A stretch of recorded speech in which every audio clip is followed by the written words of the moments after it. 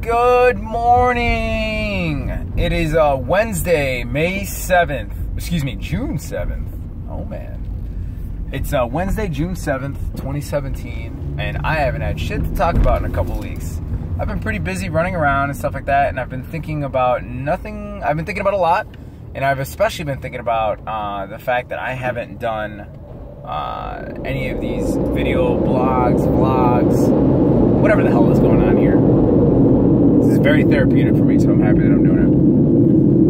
It being Wednesday, I got back on Sunday from a great trip to Nashville with some friends, and I spent 4 days basically in a house with 9 of my close friends, and I learned more about my friends and their adulthood and over the last 4 days than over the last 10 years going out to dinner with them and talking to them on WhatsApp and hanging out with them. You spend 4 days in a house with people, you start to learn where people are at, where their values may be, some of the problems they may have, some of the solutions they may have. And so typically when I step into a situation like this, I get a little bit of anxiety because I understand that I'm a little bit of an oddball. I got some quirks for sure, and I'm still trying to figure this whole life thing out. But while I walked in with a little bit of that anxiety, I was pleasantly surprised to find that I have a lot more in common with my adult friends than I ever given ourselves credit for. Now, granted, I've known these guys for like 15 years, but you know the old saying, how people grow apart.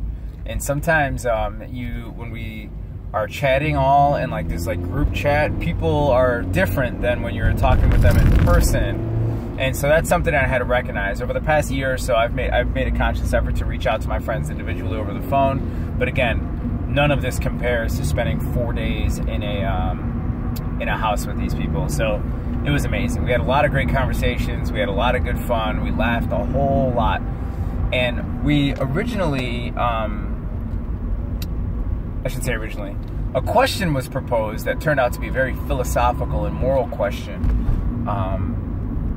And it was proposed in our group chat on WhatsApp a couple weeks ago on whether or not you would cut off a pinky for $1 billion.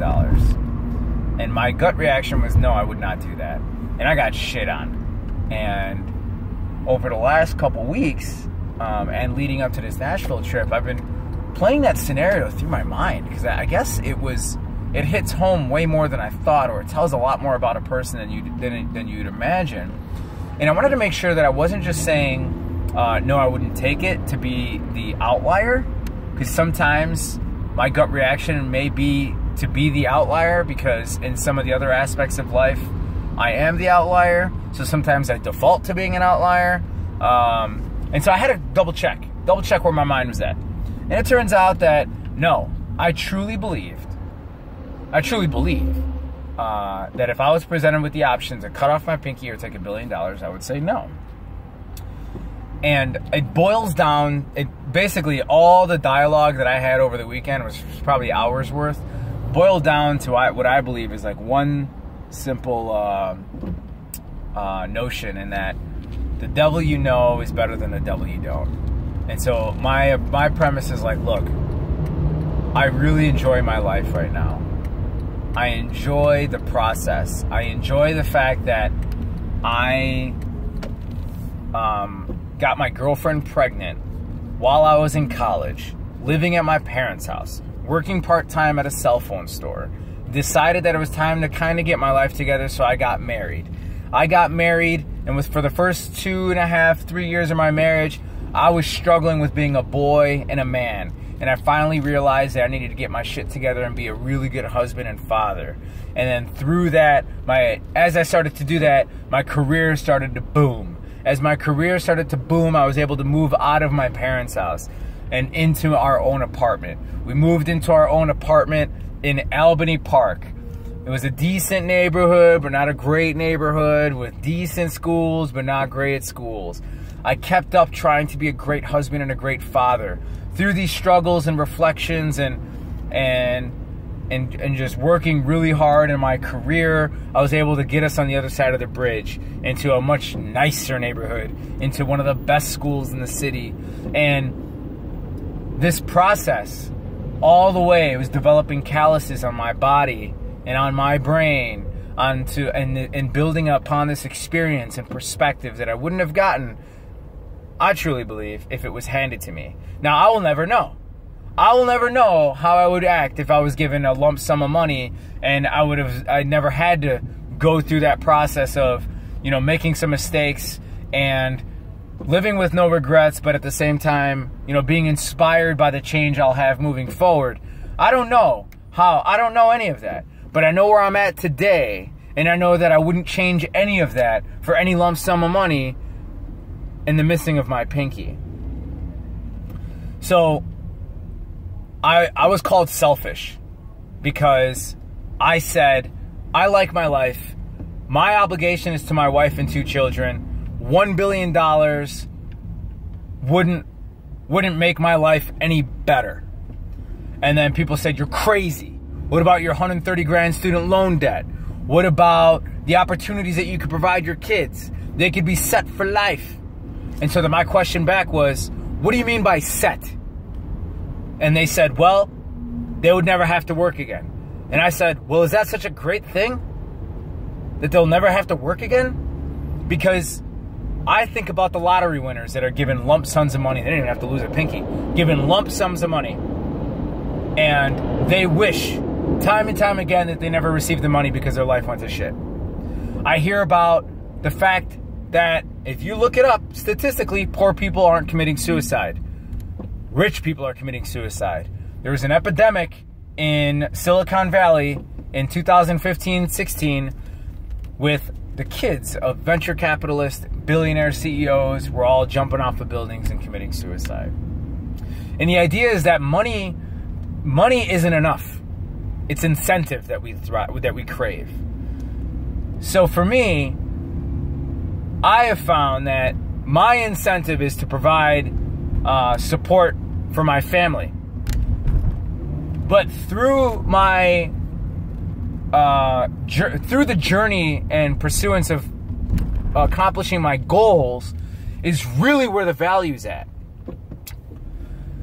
In the fitness world and weightlifting, we talk about how, we're ramping up to a competition. We have a competition in 8 weeks. And so for 5 days a week, for the next 8 weeks, we have this set program that's leading us up to this competition. And throughout that program, it is hard as hell. It's taxing on your body. You have to rest. You have to eat well. You have to not put shit in your body. You have to be positive. You have to meditate. And I know it sounds silly, but even for, an enthusiast, somebody who's not even a professional, in the weightlifting world, we're following the same shit, essentially. And what you find at the end of the cycle, and you're warming up to step onto that platform for the 8 weeks that you've been training for this event, all that hard work you put in, you begin to laugh. Because that's when you realize that the journey was the destination. And that the destination is just a cherry on top.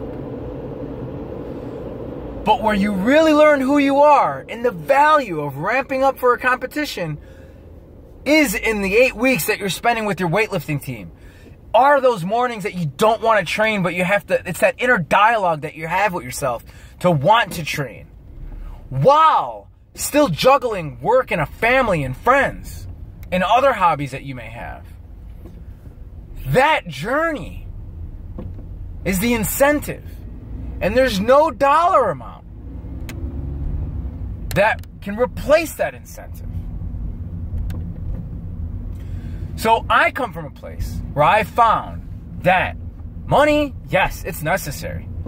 We have a single income in our home. And I've been working really, really hard to keep my family afloat. And while the goal might be to have this financial freedom and to make an absurd amount of money, I am enjoying the journey of getting to that absurd amount of money. And I wouldn't cut off my pinky to expedite this process. Because I truly believe that life is about the process. It's about overcoming obstacles, and it's about the struggle. And so when I said that the devil you know is better than the devil you don't, I'm basically saying I'm having a great time right now. I've the friends that have come out of the woodworks so we could support each other. The family that I find more value in than ever before. My own immediate family of my wife and kids. Being able to find new opportunities because of our newfound success. Or to find joy in the little that we do have is part of the journey. I don't want to ruin any of that for $1 billion. What's the point of life? What's the point? Now, I will say that someone else may understand everything that I'm saying and may even believe in it, but may say, you know what, Keith? I have a really good plan of what I would do with $1 billion to help change the world. I selfishly don't have that plan. I also don't believe I have the aptitude to manage $1 billion. I don't have the understanding. I may not even have the IQ to manage $1 billion. And that stress that I don't even know what it's like to have $1 billion is something that I don't want to experience by it falling on my lap and you cutting off my pinky. Let's not forget that I'd have to still live through the trauma of waking up on a hospital bed, or however the process would look, of not having a pinky. And that isn't worth it in its own. What kind of legacy am I leaving to my children if I said, hey, you don't have to work anymore and you can go change the world, and it's all because I sacrificed a body part of mine? That is a shortcut if I've ever heard one. And I don't live by shortcuts. I don't play that game. I can't do it. I'm enjoying this process right now, even though it's really hard. Even though sometimes I fight with these emotions that I have of anger for no reason, or the stress that I carry on myself for my family.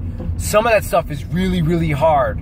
But I truly believe that that's the whole point. It's supposed to be hard. We have a saying in weightlifting that if the weights weren't heavy, everybody would be doing it. But the fact that it's a small number of the population that want to put, their body weight or double body weight over their head, and they try to do it every week, day in and day out, that we do that because of the journey, that because it's hard, and that while some people may cheat, they're cheating so they can practice more. Because with weightlifting, you don't get any better by just being strong. You have to practice. You have to put in the work. And that's the whole point. So in my life, I'm enjoying putting in the work. And I'm enjoying all 10 fingers.